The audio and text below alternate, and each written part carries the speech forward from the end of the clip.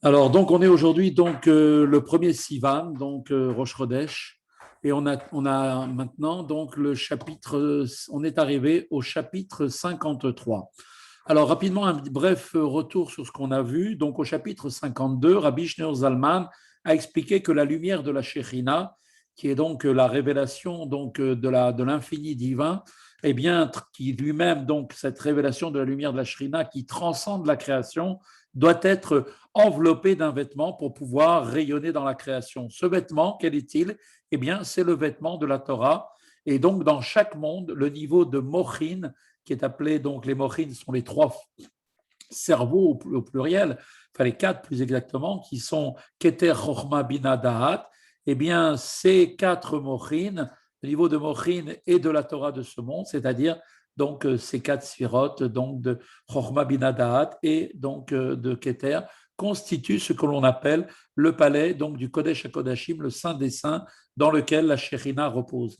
Après la descente de Chabad, dans lequel réside donc maintenant la Shekhinah, au plan donc de Malchut, du niveau le plus bas du monde en particulier, et bien à partir de là, de ce niveau de Malchut, sont créés les êtres et les objets de ce monde-là. De surcroît, par par l'investissement de Chabad dans Malchut, la lumière de la Shekhinah descend également pour rayonner ensuite dans le palais du Saint des Saints de Chabad, du monde du rang inférieur, du monde qui est juste en dessous. Et ce processus s'applique à tous les mondes, y compris jusqu'au monde de Asiya, le Asiya spirituel, qui est notre monde, constitué de deux parties, la partie Asiya spirituelle et la partie Asiya, qui est la partie de ce monde matériel tel que nous le connaissons. Alors maintenant, dans ce dernier chapitre du Likuta Amarim, Rabbi Shneur Zalman va nous expliquer comment la lumière de la Shekhinah illumine ce monde matériel. À l'époque du premier Beth Amikdash et du deuxième, la Shekhinah résidait où? Eh bien, dans le Kodesh HaKodashim. Aujourd'hui, elle trouve sa place où, la Shekhinah? Eh bien, comme il est dit, dans l'étude de la Torah, les quatre coudées de la Halacha et l'accomplissement des mitzvot. Rabbi Shneur Zalman donc, va maintenant distinguer la qualité de la lumière de la Shekhinah qui brillait dans le premier Beth Amikdash de celle qui brillait dans le second Beth Amikdash, dans lequel il y avait une lumière un peu moins importante, et ensuite de celle enfin qui illumine maintenant, aujourd'hui, à notre époque, donc à travers la Torah et les mitzvot.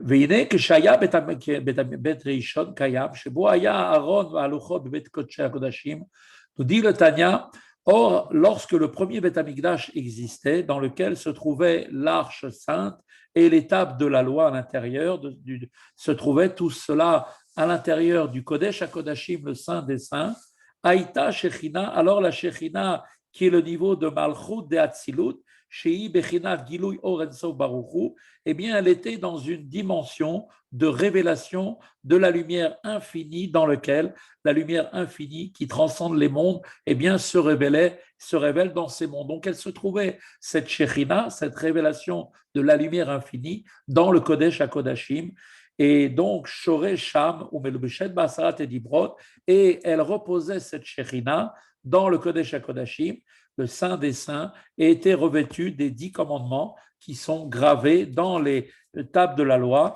qui elles-mêmes étaient déposées dans l'arche.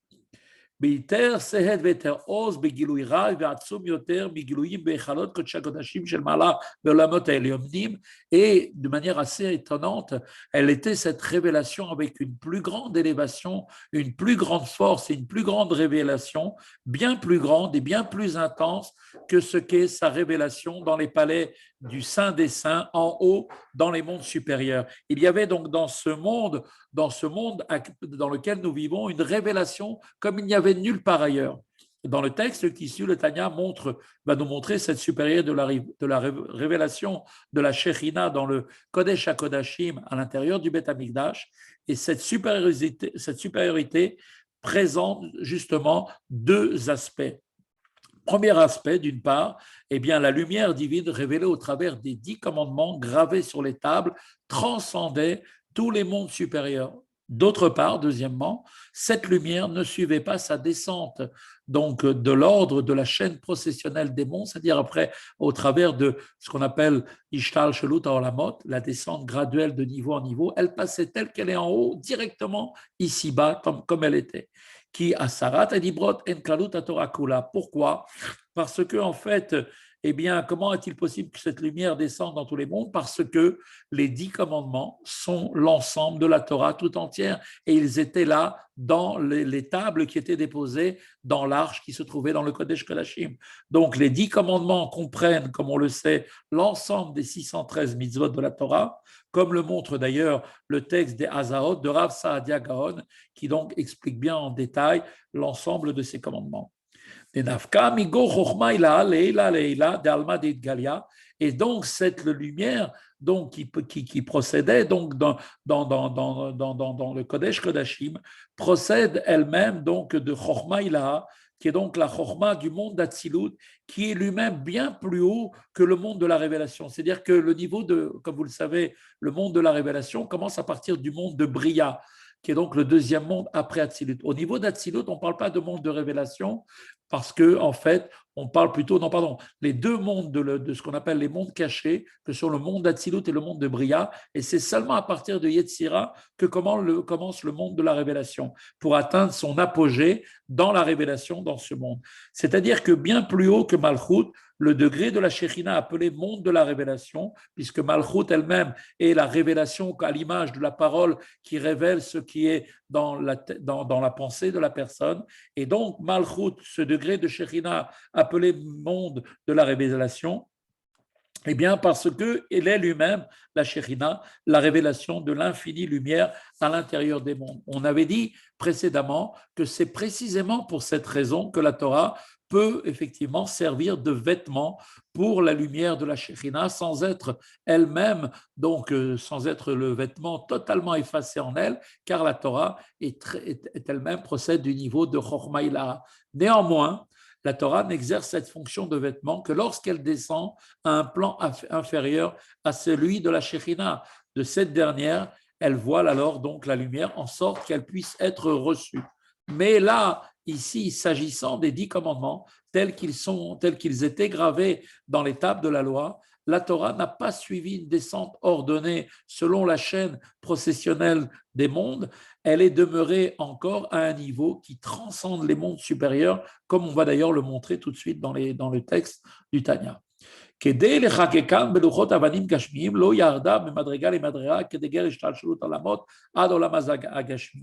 Afin de graver les 10 commandements, puisqu'elles étaient en fait l'écriture de Dieu sur les tables de pierre physique, donc la Chochma Ilaha, qui est en fait la Torah, n'est pas descendue de niveau en niveau, suivant la chaîne processionnelle des mondes, c'est-à-dire le Seder Ishtal Shalut, jusqu'à ce monde matériel physique.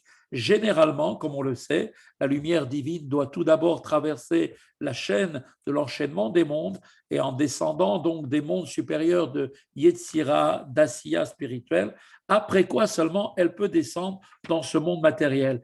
Pourquoi? Car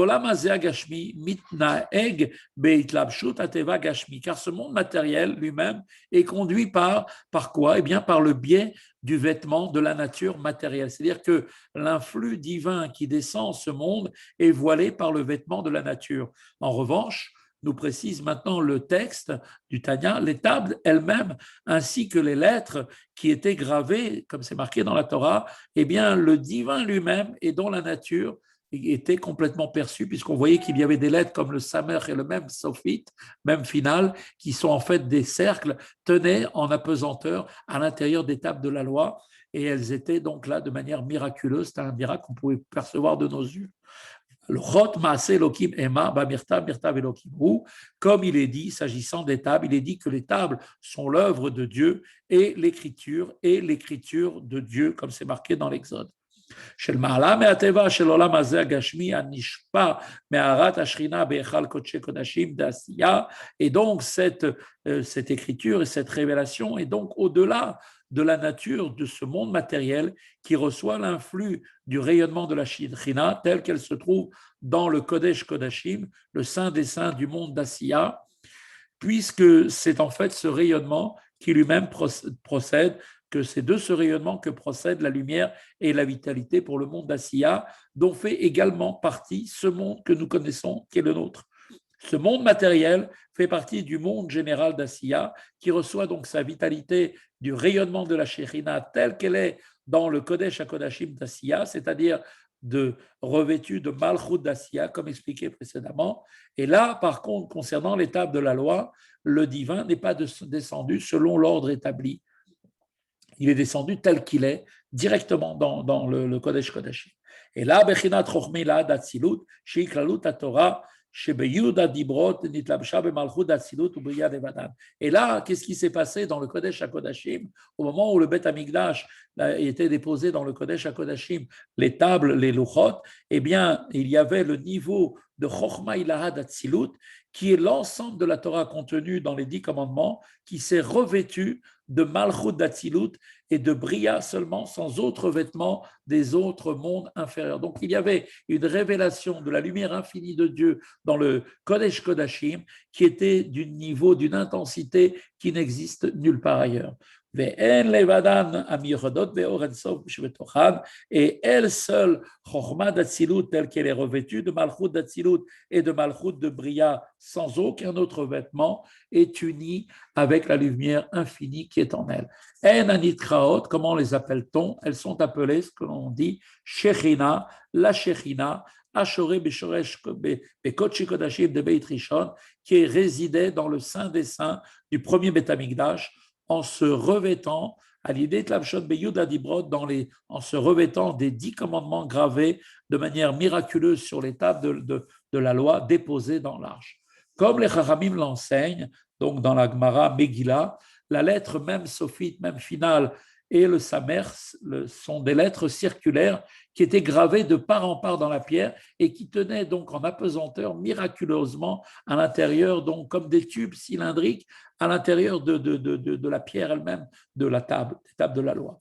Umaaseh Elokim Chayim, et elles étaient en fait, l'écriture était l'œuvre du Dieu vivant, comme on dit Elokim Chaim, ou Alma Deitkasya, Amikanane Beolam Abriya, Kenodali Yodechen, et cela représente pour ceux qui ont la connaissance de la Kabbale du nom de Elokim Chaim, ça veut dire le Dieu vivant, étant dans la terminologie des Sphirot, le niveau de Bina d'Atsilut. Comme vous le savez, chaque sphira porte un nom de Dieu qui est en fait l'émanation, représentant l'émanation de Dieu tel qu'il veut apparaître dans le monde.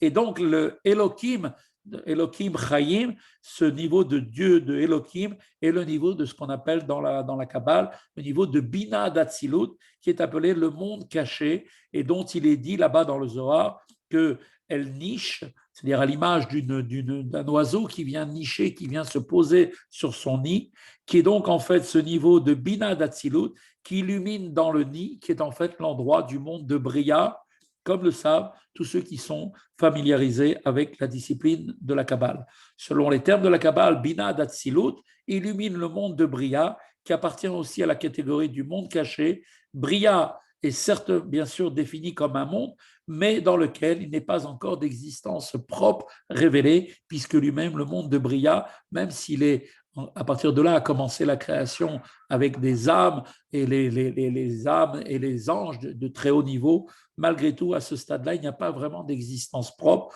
tout n'est que spiritualité. Eh bien, malgré tout, à ce stade-là, c'est de ce niveau-là qui se révélait dans le Kodesh Kodashim, dans le cadre du premier Beth Amikdash.